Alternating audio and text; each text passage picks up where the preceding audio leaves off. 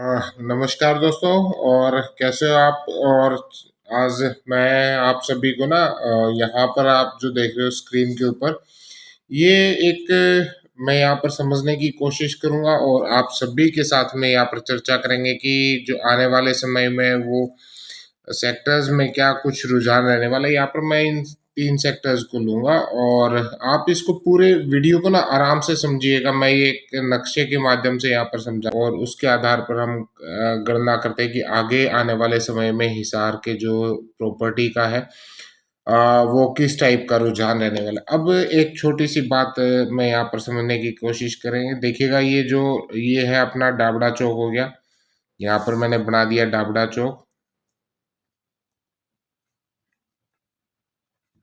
पूरा ध्यान से समझिएगा, बहुत इम्पोर्टेंट ये रहेगा वीडियो। जो नॉर्मल वीडियोस होते हैं उससे नहीं, ये बिल्कुल अलग तरीके से मैंने इसको तैयार कर रहा हूँ। और ये डाबड़ा चौक से हम जाते, एक रोड हमारा चला गया तोशाम रोड पर, और ये एक रोड हमारा आ गया दिल्ली रोड। ये हमारा दिल्ली रोड बन गया और ये अपना तोशाम रोड की तरफ, तोशाम की तरफ चला गया यानी कि। और यहाँ से ये जाता है साउथ बाईपास पे। इससे देखिएगा ये जो नक्शा आप देख रहे हो ना, ये हमारा दिल्ली, इस से पूरा का आइडिया होगा कि आने वाले समय में प्रॉपर्टी के रेट ग्रो करेंगे, रुकेंगे या डाउन रहेंगे। वो आप सभी इसको अच्छे से समझिएगा। ये दिल्ली रोड हो गया और ये तोशाम रोड हो गया हमारा। शॉर्ट फॉर्म में लिख देता हूं मैं। ठीक है जी। अब ये जो दिल्ली रोड है, यहाँ पर आता है अपना जिंदल चौक। अप्रोक्सीमेट देखिए, थोड़ा बहुत आगे पीछे होता होगा, चलिए कोई बात नहीं। मैं एक अंदाजा सा ले रहे हैं। यहाँ पर अपना जिंदल चौक आता है और ये रोड चला गया अपना सेक्टर 1-4 की तरफ में। यहाँ पर सेक्टर 3 आ गया।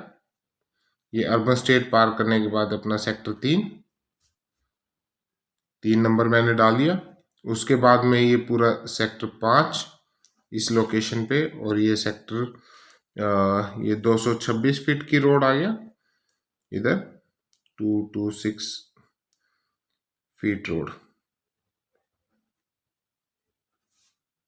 और ये सीधा अपना यानी कि यहाँ से पार करके, और ये अपना सेक्टर, ये सेक्टर 4 है, ये सेक्टर 1 है, और ये रायपुर रोड की तरफ चला गया, और ये अपना मिल गेट की तरफ रास्ता चल गया। अब होता क्या है हिसार के अंदर, देखिएगा जिसकी भी प्रॉपर्टी है इन सेक्टर्स के अंदर, सेक्टर 1, 4, 5, 3 में, वो इसको ध्यानपूर्वक समझिएगा। जिसने भी यहाँ पर कोई भी प्रॉपर्टी ली है उनके लिए बहुत मतलब की चीज ये बनेगी। अब देखिएगा ये यहाँ पर पुल का, ब्रिज का काम अंडर कंस्ट्रक्शन है। ब्रिज है यहाँ पर जो कि जल्दी पूरा हो जाएगा। ये यहाँ पर जो जिंदल चौक से हम, ये जिंदल चौक हमने डाल दिया। आपको आइडिया हो जाएगा कि भाई आपकी जो प्रॉपर्टी के रेट्स है वो आने वाले समय में क्या उसका रुझान रहने वाला है। अब ये हिसार के अंदर आपको सभी को पता है कि एक एलिवेटेड रोड बनना है, जो कि यहाँ से स्टार्ट होगा और पूरे हमारे जो यहाँ से ये अपना दिल्ली रोड हो गया, और दिल्ली रोड से पूरा ये यहाँ से कवर होते हुए और आगे डाबड़ा चौक, और डाबड़ा चौक से कैंप चौक की तरफ में पूरे पे ये एलिवेटेड रोड यहाँ से शुरू होने वाला है। Elevated road.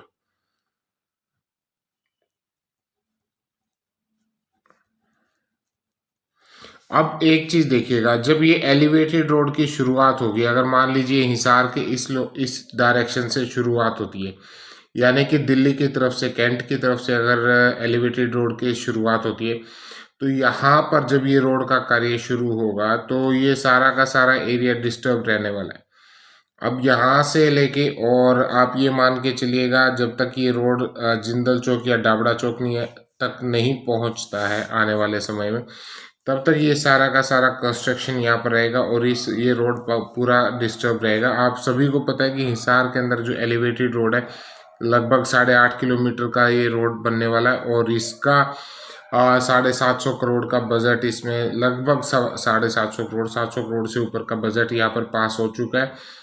और अब ये एलिवेटेड रोड यहाँ पर जब कंस्ट्रक्शन शुरुआत की जाएगी, अगर इस डायरेक्शन से शुरुआत की जाती है तो देखिएगा जो डाबड़ा चौक से जो अपना सिटी का जो दिल्ली की तरफ या कैंट की तरफ या हांसी की तरफ जो ट्रैफिक जितना भी मूव होना है उसको क्या किया जाएगा, साउथ बाईपास, दो ही रास्ते बनते हैं जहाँ से इस जो ट्रैफिक को है वो डाइवर्ट किया जाएगा। एक है ये जो साउथ बाईपास का एरिया मैंने आपको जो बताया, साउथ बाईपास से नहर के साथ होते हुए और ये अपना दिल्ली रोड से आगे कनेक्ट होता है डाबड़ा और ये लाडवा की तरफ में जो रोड जाता है वहाँ पर। और एक तो ऑप्शन बनता ही ये कि अगर एलिवेटेड रोड का कार्य यहाँ पर शुरू होता है तो सारा का सारा ट्रैफिक यहाँ पर मूव किया जाएगा। चलिए, अभी आप सोच रहे होंगे कि इससे ट्रैफिक से एलिवेटेड रोड से अपनी प्रॉपर्टी का क्या लेना देना है, वो भी मैं आपको समझाने की कोशिश करूँगा। और जब ये ट्रैफिक यहाँ से एलिवेटेड, मैंने आपको बताया कि ट्रैफिक को दो ही रास्तों से मूव किया जाएगा। एक होता है कि जो अपना तोसाम रोड साउथ बाईपास की तरफ से, और दूसरा ये है कि जब तक ये एलिवेटेड रोड का कार्य जिंदल चौक तक नहीं आता है तब तक ये जितना भी हिसार का ट्रैफिक है उसको मूवमेंट यहाँ से दिया जाएगा। यानी कि जो अपना सेक्टर के ऊपर ये पुल का कार्य तब तक कंप्लीट हो चुका होगा। ये कंप्लीट होने के बाद ही इसकी शुरुआत होगी, क्योंकि जो ट्रैफिक है उसको सारा का सारा यहाँ से मूव किया जाएगा। और जो ये ट्रैफिक को, हिसार के ट्रैफिक को यहाँ से डाइवर्ट जब किया जाएगा तो चंडीगढ़ का और दिल्ली का जो जितना भी ट्रैफिक है, ये रोड दिल्ली रोड में NH9 के अंदर कनेक्ट होता है। जो ये रायपुर रोड है ये NH9 के अंदर कनेक्ट होता है, NH9 के अंदर ये यहाँ से मिल जाता है रेलवे लाइन क्रॉस करके। ठीक है जी। तो अब ये सारा का सारा जब ट्रैफिक को इस साइड से डाइवर्ट किया जाएगा तो मुझे लगता है कि ये जो रास्ता यानी कि जिंदल चौक से और जो अपना चंडीगढ़ का भी यहाँ से हो गया, और उसके बाद में जो हिसार कैंट दिल्ली हांसी इस साइड का, यानी कि जो ईस्टर्न पार्ट है हिसार का, उसको कनेक्ट करने का रास्ता भी यही रास्ता मुख्य रास्ता बनेगा। अब होता क्या है कि जब कोई भी डायरेक्शन, कोई भी ऐसी लोकेशन होती है जहाँ जो मतलब मुख्य मेन रोड के ऊपर आ जाती है, यानी कि अगर यहाँ से ये सारा डाइवर्ट होता है, ट्रैफिक डाइवर्ट होता है, तो ये जो सेक्टर्स हैं यानी कि सेक्टर 5 हो, 3 हो, सेक्टर 4 हो, सेक्टर 1 हो, और इस लोकेशन के ऊपर सेक्टर 24, तो ये जो सेक्टर्स हैं इनके ऊपर ट्रैफिक का आवागमन यहाँ से ज़्यादा बढ़ेगा, जिससे कि क्या होता है कि मेरा ऐसा मानना है, देखिएगा सबकी अपनी अपनी राय हो सकती है, बाकी आप लोगों की भी अपनी राय हो सकती है। आप लोग बहुत समझदार है, ऐसा ज़रूरी नहीं है कि सारे ही। जहाँ तक मेरा मानना है कि जो अगर ट्रैफिक का मूवमेंट इन सेक्टर्स से ज़्यादा होगा तो ये हाईलाइट में रहते हैं। आपने देखा होगा कि जो मेन रोड का, यानी कि जैसे अर्बन स्टेट आपने देखा हो, या फिर मॉडल टाउन देखा हो, है ना, या फिर कोई भी एरिया आप देखते हो जो कि मेन रोड के ऊपर होता है ना, तो वहाँ पर पहले क्या था, इन सेक्टर्स की, सेक्टर 5, 3, 4, 24, 1, इनकी कनेक्टिविटी नहीं थी। यहाँ से इसके बाद जो ये पूरा का पूरा, यानी कि जो ये फाटक जो बन रहा है उसके बाद का जो एरिया था ये बिल्कुल सिटी से कट ऑफ था। अब ये आने वाले समय में इसका मूवमेंट ज़्यादा होने की वजह से मुझे ऐसा लगता है कि यहाँ पर जो थोड़ा सा प्रॉपर्टी कुछ ना कुछ पॉजिटिव ही रहने की संभावना यहाँ पर व्यक्त की जा सकती है। अब ये क्या है, दो चीज़ें और, एक तो आपने समझ लिया इसको, दूसरा जैसे आप देख रहे हैं कि जो हमारा ये जिंदल चौक हो गया और ये रेलवे लाइन हमने पार करके जो अपना ब्रिज का काम है वो यहाँ चल रहा है। अब ये जो सेक्टर 5 है, सेक्टर 5 के ऊपर ये कॉमर्शियल साइट आपने देखी होगी काफ़ी बड़ी, यहाँ पर मेन रोड के ऊपर ये रायपुर रोड की तरफ चला गया अपना, और ये सेक्टर 3 हो गया यहाँ पर इस लोकेशन पे। और ये अपना यहाँ पर सेक्टर 4 पार्ट 2। ये 226 फीट की रोड मैंने यहाँ पर बनाई है। और वैसे मैं मैप के ऊपर भी दिखा सकता था, लेकिन मैप पे आपको क्लियर नहीं हो पाता क्योंकि वो छोटे छोटे पार्ट्स के अंदर है। फिर कभी मैं मैप के ऊपर भी दिखाऊंगा। अब ये जो सेक्टर 5 है, दो चीज़ें मैंने आपको बताई। एक तो यहाँ से मूवमेंट ज़्यादा होना है, यानी कि जितना भी दिल्ली का अगर एलिवेटेड रोड बनता है तो भी ये सारा ट्रैफिक अगर यहाँ से मूव ऑन करेगा तो फिर उसके बाद में ये पूरा मेन शहर ही आपका बन जाएगा आने वाले समय के अंदर। आप देखिएगा अभी जो आप देख रहे हैं, यानी कि मिर्ज़ापुर चौक, और उसको ना 2 साल पहले बिल्कुल वहाँ पर सुनसान सा एरिया होता था, और अब जाके देखेंगे तो काफ़ी हलचल और बहुत ज़्यादा भीड़ भाड़ वहाँ पर आपको देखने को मिलेगी। चलिए नेक्स्ट बात आती है कि सेक्टर 5 की जो ये लोकेशन है कॉमर्शियल। अब ये बहुत जल्दी काफ़ी बड़ी लोकेशन है यहाँ पर ये कॉमर्शियल, और यहाँ पर अगर ये कॉमर्शियल डेवलप होती है, मूवमेंट तो यहाँ पर ट्रैफिक का काफ़ी ज़्यादा हो चुका होगा। और ये कॉमर्शियल बनने के बाद जब 2-4 और ये एक कनाल की जो लाइन है, तो ये जैसे जैसे यहाँ पर बनना शुरू होगा तो मुझे लगता है कि इस एरिया में, यानी कि इन दो सेक्टर्स के अंदर सेक्टर 5-4 तो ऑलरेडी अभी काफ़ी रेट्स ऊपर जा चुके हैं। देखिएगा सेक्टर 4 जो है वो बहुत ऐसा नहीं है कि वहाँ पर कोई अभी रेट्स कम होंगे। सेक्टर 4 के अंदर लगभग काफ़ी ऊपर हाई रेट्स में 60 प्लस के रेट्स हैं। और सेक्टर 5 में सेक्टर 4 पार्ट 2, सेक्टर 4 और 24 रेट्स पे मैं नहीं जाना चाहूँगा इस समय पर। मैं रेट्स की कोई नहीं कहूँगा, लेकिन मेरा ये मानना है कि ये जो ट्रैफिक जब मूव ज़्यादा करेगा और ये कॉमर्शियल साइट्स जो सेक्टर 5 की है वो डेवलप होने के बाद ये एकदम लाइमलाइट पे ये लोकेशन सारी आने वाली है। आने वाले समय के लिए ये एक दो मुझे इसमें लगे कि पॉजिटिव पॉइंट्स, जिसकी वजह से मुझे लगता है कि यहाँ पर अभी भी अगर कोई प्रॉपर्टी लेने का विचार हो तो इस सेक्टर के अंदर एक गुंजाइश बन सकती है। इस सेक्टर के अंदर एक पॉसिबिलिटी बनती है। जो मैंने आपको समझाने की कोशिश की है, आई थिंक वो आप समझ गए होंगे। और जिसकी वजह से यहाँ पर, क्योंकि देखिए दो कारण है। अगर रेट की बात करूँ मैं, आज हिसार के अंदर जितने भी सेक्टर है, यानी कि अपने सेक्टर आप बोलते होंगे कि 9-11 है ना, उसके बाद 16-17 हो गया, सेक्टर 16-17, 14-33, और उसके बाद में एक पार्ट ये तो अपने सेक्टर 33 और 14 ये अलग डायरेक्शन की होगी। सेक्टर 16-17 और 9-11 ये अलग की होगी। अब आते हैं सेक्टर 5, 3, 24, 1, 4 पार्ट 2, और ये सभी सेक्टर्स यहाँ पर आगे आने वाले समय ये सारे के सारे। अब देखिएगा यहाँ पर सेक्टर 9-11 जिसकी कनेक्टिविटी दो ही सड़क से, एक तोसाम रोड से और एक दिल्ली रोड से। सेक्टर 16-17 साउथ बाईपास से और दिल्ली रोड से। उसके बाद में सेक्टर 24 जो कि आपका देखिए सेक्टर 14 के अंदर रेट्स भी इसी वजह से, क्योंकि ये मेन रोड का सेक्टर है, यानी कि बस स्टैंड इसके नज़दीक है, और बस स्टैंड से उसके बाद में जो सिरसा की तरफ जो भी जाता है तो उसके बिल्कुल नज़दीक था ये सिविल हॉस्पिटल इसके आसपास में। सेक्टर 33 14 के थोड़ा पीछे बालसमंद और उससे कनेक्टिविटी। लेकिन ये सारे सेक्टर एक ही डायरेक्शन के अंदर है। सेक्टर 5, 3, 24, 1, 4 पार्ट, यानी कि अगर मैं एरिया वाइज भी दोनों को इस पूरे एरिया को अगर कंपेयर करूं तो काफ़ी बहुत बड़ी मात्रा में होता है, और बड़ा ये रेजिडेंशियल एरिया बन रहा है।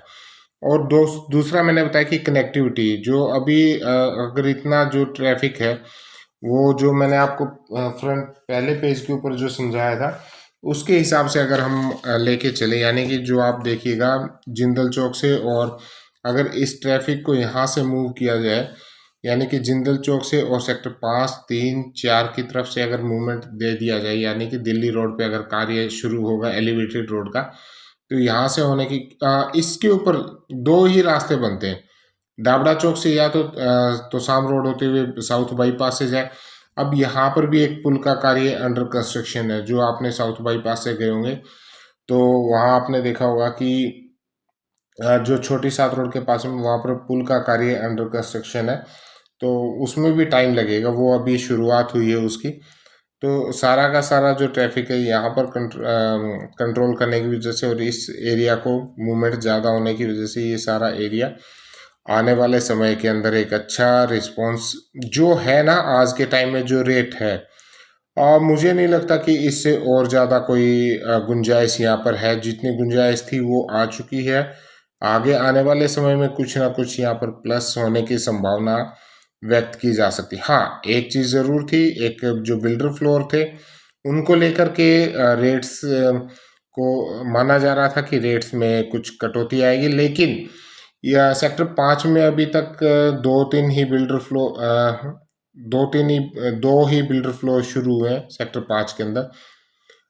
3 के अंदर एक दो बिल्डर फ्लोर है और चार पार्ट 2 के अंदर यहाँ पर थोड़े से हैं, लेकिन ओवरऑल जितने थे यानी कि सेक्टर 9, 11, 16, 17, 16-17 में बहुत ज़्यादा नहीं है। तो 4, 9, 11 से कंपेयर अगर करें तो बहुत कम।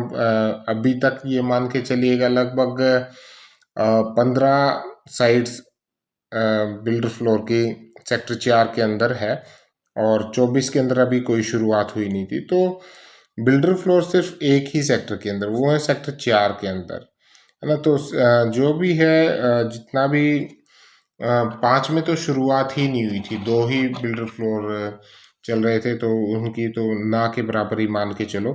तो मुझे नहीं लगता कि इसका बहुत ज़्यादा प्रभाव यहाँ पर इन सेक्टर्स के ऊपर पड़ेगा। बाकी देखिएगा आने वाले समय देखेंगे। मैंने एक छोटा सा आपको आइडिया दिया। अगर आज भी कोई ऐसा सेक्टर है जहाँ पर गुंजाइश हो सकती है तो वो है सेक्टर 5, क्योंकि ओवरऑल पूरे हिसार के रेट्स को अगर मैं कंपेयर करूँ तो कई लोग मुझे पूछते हैं कि आप सेक्टर 5, 4, 3, 24 इसके ऊपर ही क्यों ज़्यादा फोकस रखते हो, क्योंकि इस यहाँ पर बहुत ज़्यादा काम है भाई हमारे लिए।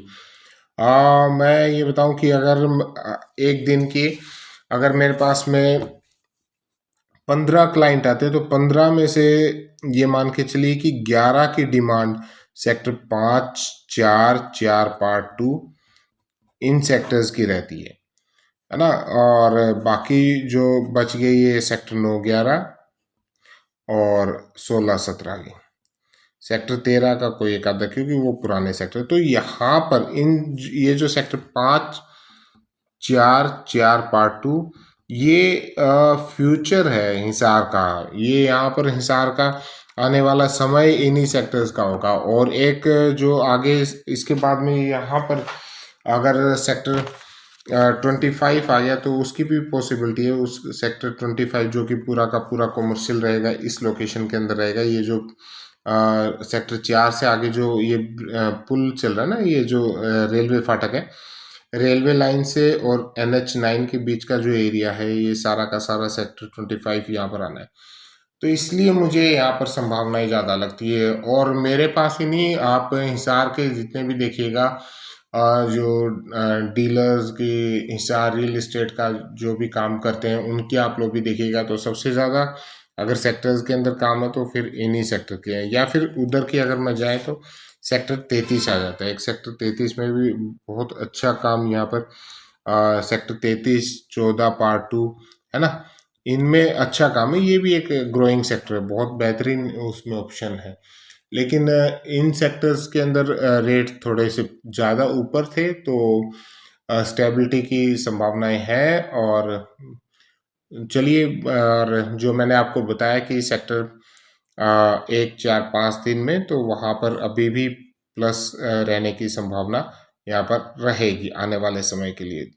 तो आपके अगर कोई आपके विचार से कुछ और अल्टरनेट हो तो आप उसको ज़रूर कमेंट में दीजिएगा। और आपके कमेंट अगर आपको कोई आपके पास में कोई अल्टरनेट इसके अलावा कोई आपके जवाब हो तो आप मुझसे फ़ोन के ऊपर संपर्क कर सकते हैं। हम एक हेल्दी डिस्कशन यहाँ पर कर सकते हैं, जिससे कि हमें जितने भी हमारे हिसार वासी उन सभी को प्रॉपर्टी की अपडेट्स यहाँ पर मिलती रहे। ये हमारा उद्देश्य है। और हिसार में किसी भी सेक्टर में, चाहे सेक्टर 5, 3, 24, 1, 4, 4 पार्ट 2, इसके अलावा सेक्टर 33, 14, 16, 17, 9, 11, यहाँ पर मेरे पास आज के समय में 2 मरले से, यानी कि जो 50 गज के साइज हैं, हिसार जो हुड्डा सेक्टर के अंदर 2 मरला अप्रोक्सीमेट 50 गज को बोला जाता है, और वहाँ से लेकर के और 1000 कनाल तक, 1000 गज तक के प्लॉट्स अवेलेबल है। और अगर आप कोई भी प्रॉपर्टी, यानी कि अगर मैं इन्वेस्टमेंट की बात करूं तो हिसार के जो सेक्टर्स हैं, हुडा के या HSVP के जो सेक्टर है, यहाँ पर आप 30 लाख रुपए से इन्वेस्टमेंट अपनी स्टार्ट कर सकते हो, और 30 लाख से शुरुआत करके और ऊपर तक की इन्वेस्टमेंट कहीं पर भी कर सकते हो। किसी की बातों में जाने की आवश्यकता नहीं है। छोटी छोटी पूंजी हमेशा निवेश करते रहिए, छोटे छोटे अपनी प्रॉपर्टी को धीरे धीरे आगे बढ़ाते रहिए, एक दिन आपके पास में बहुत कुछ होगा। ये एक तरीका होता है, लोग बोलते रहेंगे, वो आपको मिसगाइड करते रहेंगे, वो आपको डिमोरलाइज करते रहेंगे, उनकी बातों में जाने की ज़रूरत नहीं है। आप अपनी विवेक से काम कीजिए, ये मेरा एक छोटा सा मैसेज है। तो अगर आपको अच्छा लगे तो इसको लाइक ज़रूर करिएगा, और अपने जो जानकार हैं उन तक भी वीडियो भेजिए जिनकी यहाँ पर प्रॉपर्टी है, या जिन्होंने यहाँ प्रॉपर्टी नहीं ली और वो लेने का विचार कर रहे हैं, तो उन तक ये वीडियो ज़रूर शेयर कीजिए, ताकि उनको पता लगे कि हिसार में हम कहाँ पर और किस तरीके से निवेश कर सकते हैं। मिलते हैं एक नेक्स्ट वीडियो में, तब तक के लिए नमस्कार, धन्यवाद।